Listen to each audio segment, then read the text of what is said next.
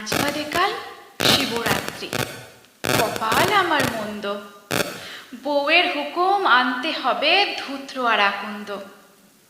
এক বাগানে ধূত্র দেখে মনেও জাগে স্পৃহা। বিবেক বলে, ওহে বাপু, হচ্ছে কে ঠিক ইয়া? দিয়ে বিবেক বিসর্জনে ধূত্র করে চুরি। হঠাৎ দেখি ছাদের মাথায় দাঁড়িয়ে যে এক ছুঁড়ি। বললে আমায়, এই যে কাকু, এই বয়সেও চুরি? দুঃখের কথা বলিস নে মা, খুব রাগী তোর খুঁড়ি। ফুল আনার দায় চেপেছে এই বুড়োটার স্কন্ধে। শিবের পুজো সারবে খুঁড়ি ধূত্র ও আকন্দে।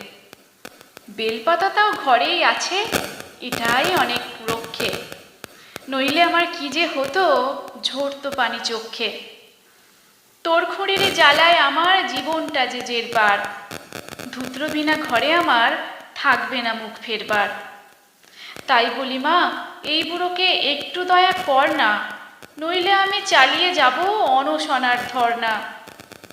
অবশেষে মিলে গেল ধূত্র ও আকন্দ।